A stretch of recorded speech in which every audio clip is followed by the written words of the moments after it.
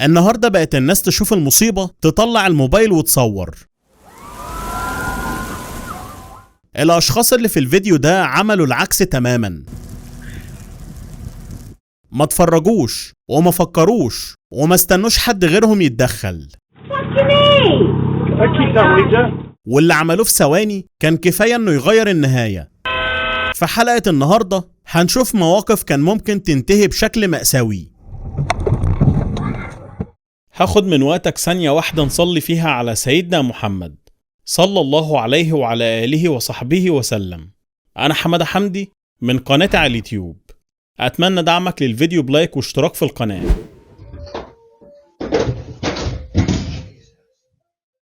عشان كده الأطفال لازم دايما يبقى معاهم شخص كبير، لأن لحظة إهمال واحدة بس ممكن تتحول لندم طول العمر.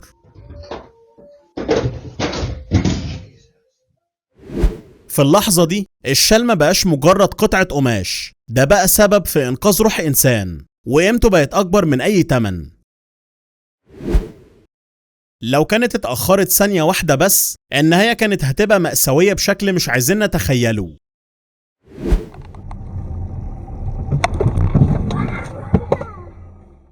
بسبب ردة فعل الراجل البنت طلعت من الموقف ده بخير، لكن اللي حصل هنا بيفكرنا بحاجة مهمة جدا. مسؤولية الأهل لازم تفضل موجودة في كل لحظة.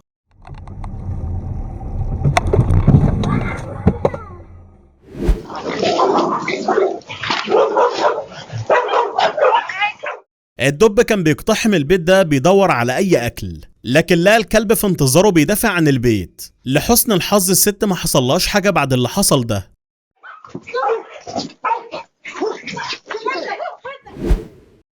السواق ده عمل موقف يستحق كل الاحترام وربنا يجازيه خير. بأمانة أنا بفرح لما بشوف الناس بتساعد بعض على الطريق، شيء يستحق إنك تعمل لايك للفيديو.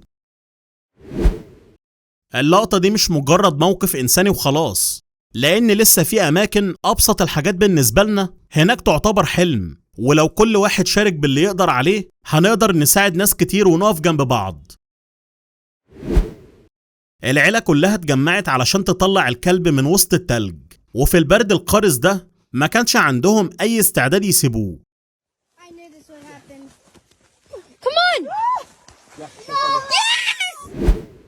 ما ينفعش نبرر التصرفات الغلط عند الأطفال، لأن بالتوجيه الصح والتربية الكويسة بيتعلموا الصح من صغرهم، لأن عكس كده هيخليهم يتمادوا في الغلط. ربنا سخر الست دي للطائر علشان تنقذه من الموت. يمكن اللي عمله ده بالنسبة له حاجة بسيطة، لكن بالنسبة للشخص اللي قدامه كانت هدية عمره ما هينساها، والأجمل إنه عملها من غير ما يستنى أي حاجة في المقابل. أنا مش عارف ليه اتأثرت قوي باللقطة دي، وحسيت إن عايز أربي خروف البحر والله. رغم الجوع والظروف الصعبة إلا إن قلب الطفل ده كان رحيم قوي مع القطة، شارك آخر لقمة كانت في إيده معاها، وحقيقي ده من أجمل الفيديوهات اللي شفتها النهاردة.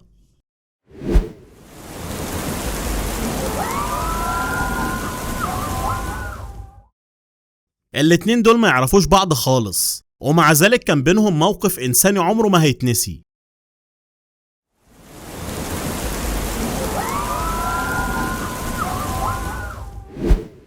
الروح ثمينة سواء كانت لإنسان أو لحيوان، وعشان كده الكراكة دي عملت المستحيل علشان تنقذ البقرة من الغرق.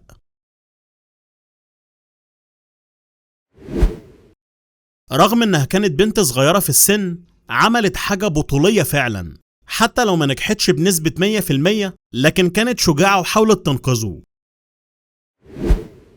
رغم إن محدش رد عليهم في الأول استمروا لحد ما حلوا المشكلة.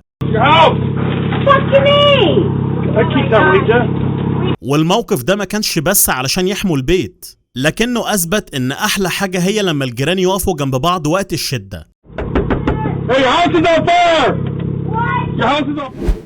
شباب النهاردة مش بيفكروا في نفسهم وبس، بيفكروا كمان في اللي حواليهم، والوعي ده هو اللي بيدينا أمل أحسن في بكرة.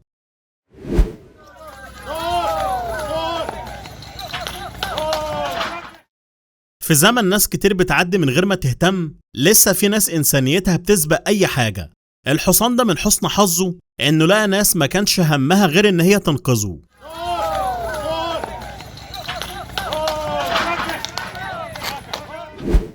آخر أتوبيس كان مشي فعلا، لكن ده ما كانش نهاية اليوم، لأن اللي حصل بعد كده حول يوم عادي لموقف مليان جدعنة وإنسانية. بعد اللي حصل ده ليه في كمامات وسلاسل وقوانين للكلاب في بعض الدول. القطة كانت هتموت على نقطة مية لحد ما جه الراجل فتح لها.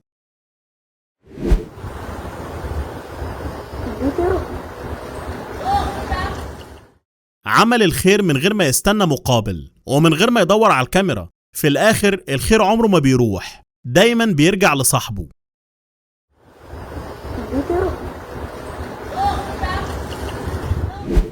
أول ما الراجل رفع إيده قلب كل اللي كان بيتفرج وقف من الخضة، بس الحمد لله الراجل اللي تحت لحقها قبل ما تلمس الأرض.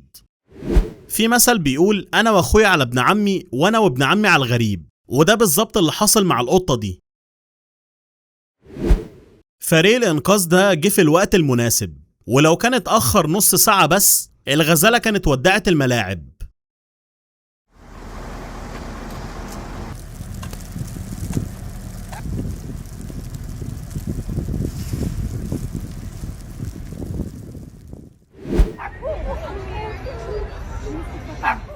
ما لفتش انتباهي غير شجاعتها، وهي الوحيدة من وسط الناس دي كلها كان عندها إنسانية وقررت ما تسيبش الكلب.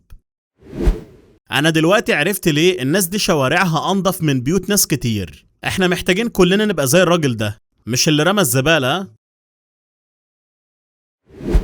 في اللقطة دي هتحس بالخوف والضحك في نفس الوقت. رايح يقف قدام القطر بوشه حرفيا. واضح ان الرحلة دي كان فيها بيبي سيتر من نوع خاص جدا. من النهاردة الجرو ده بقى عنده بيت، وفي آخر رحلته لقى شخص استقبله بكل حب واداله الأمان اللي كان محتاجه. دايما الخير بيبتدي بأول واحد، عامل زي السبحة اللي بتفرط. الزبالة اللي وقعت ممكن تتلم في دقيقة، لكن الموقف ده هيوريك الفرق بين التربية والبيئة اللي انت طالع منها. والموضوع ان تربية الشاب فعلا محتاجة تتراجع. في ناس عارفة بعضها بقالها سنين وما بتتفهمش، ودول أول ما اتقابلوا بقوا صحاب من أول لحظة، وطلب لها شاورما كمان.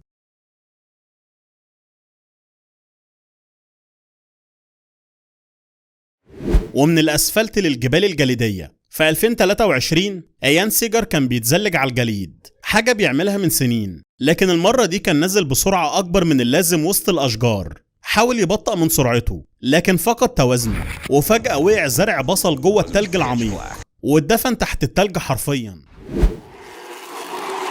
مش كل الأبطال بيلبسوا عبايات أو كاب، في اللي بيلبس شورت وتيشيرت بولو عادي جدا. 2018 كان في سباق المفروض انه يعدي بشكل طبيعي. السواق اسمه مايك جونز كان داخل على ملف بسرعة كبيرة، وفجأة فقد السيطرة بالكامل. العربية خبطت بعنف، وقفت فجأة والنار مسكت فيها، وفي اللحظة دي مايك كان متأكد انه خلاص بيموت، لكن في شخص جري ناحيته والعربية مولعة من غير اي تفكير. الشخص ده طلع ابوه وقدر يسحب ابنه من العربية قبل ما تولع بالكامل.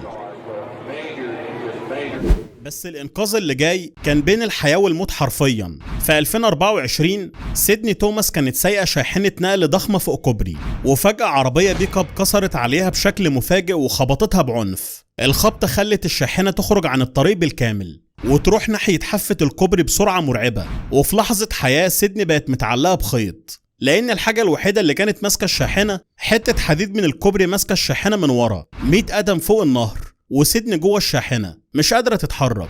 He hit me, and once he hit me, he took my suspension out. It didn't matter which way I turned the wheel. The truck was gonna go whatever direction it wanted to go in. والأسوأ حتى لو هي وقعت وما حصلهاش حاجة، هي أصلا ما بتعرفش تعوم.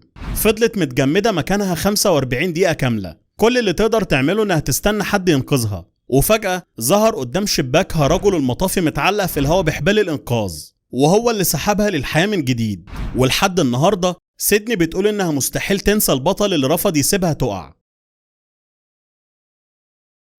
أما الراجل اللي جاي دلوقتي قعد في قاع المحيط لمدة 3 أيام كاملة، ولولا المعجزة اللي حصلت كان زمانه هناك دلوقتي ومحدش كان عارف عنه حاجة. سنة 2013 هاريسون أوكن كان شغال طباخ على مركب سحب، وفجأة موجة عملاقة ضربت السفينة بعنف، وفي لحظات المركب اتقلبت بالكامل ونزل 100 قدم تحت مية المحيط الأطلسي المتجمدة. هاريسون وقتها كان في الحمام وفجأة سمع صوت حد بيصرخ، السفينة بتتقلب، السفينة بتغرق، وبعدها مباشرة كل حاجة اتقلبت فوق دماغه والمية بدأت تدخل بسرعة مرعبة والأبواب علقت. هاريسون حاول يفتح الباب بكل قوته لكن مفيش فايدة، وفي النهاية لقى نفسه محبوس داخل فقاعة هوا صغيرة جدا. قعد كده 2.5 يوم كاملين من غير أكل تقريبا ومن غير أي أمل. لكن المعجزة حصلت بعد 62 ساعة كاملة. فريق إنقاذ من جنوب أفريقيا كان بيدور تحت المية على الجثث، وفجأة هاريسون قدر يبعت لهم إشارة بسيطة. الغواصين اتصدموا لأنهم اكتشفوا إن في إنسان حي، وبالفعل قدروا يطلعوه حي بعد أكتر من يومين تحت المحيط. حرامي سرق عربية وجري وخلاص كان هيهرب فعلا لولا الراجل ده اللي ضحى بعربيته اللي كان ممكن يخبطها علشان يوقفه. Whoa! Who's that guy? It was just instinct, just to, block the guy off and, slow him down a little bit. وسواء النقل ده مش مجرد بطل عشان المفروض يتسمى أسطورة. في 2021 شرطة لوس أنجلوس كانت موقفة راجل مشتبه فيه في جريمة قتل، لكن بدل ما يسلم نفسه داس بنزين وهرب. المطاردة اتحولت لفوضى كاملة. He takes off in the pickup truck, hitting speeds of up to 90 miles an hour. He even drives on sidewalks. والحمد لله قبضوا على المجرم بدون أي إصابات. Whoa, no! Oh, no! That's it. He crashed. Look at our cameraman capture. الراجل بينقذ ابنه ومن غير ما يقوم من مكانه. Kids save. We've got this lady drove in. مذيع الطقس وهو طالع لايف وبيعمل تقرير عن حالة الجو سمع صوت ست بتصرخ. We got you. 911, they're coming. You're good. Oh man, it's a situation. We will get back to you in a little bit. I'm gonna go see if I can help this lady out a little bit more, you guys. بصراحة الست دي محظوظة ان المذيع ده كان موجود جنبها، لكن الراجل ده ما كانش محظوظ خالص. كان فاكر انه هيلحق يعدي قبل القطر، بس للأسف العربية وقفت في نص القضبان بالظبط، ولولا الناس دي كان هيبقى مجرد خبر مرعب في المنصات. لو وصلت لحد هنا يبقى الفيديو عجبك، وأكيد لو عجبك مش هتبخل عليا بلايك واشتراك في القناة. نتقابل الفيديو الجاي إن شاء الله. رب الخير لا يأتي إلا بالخير. سلام.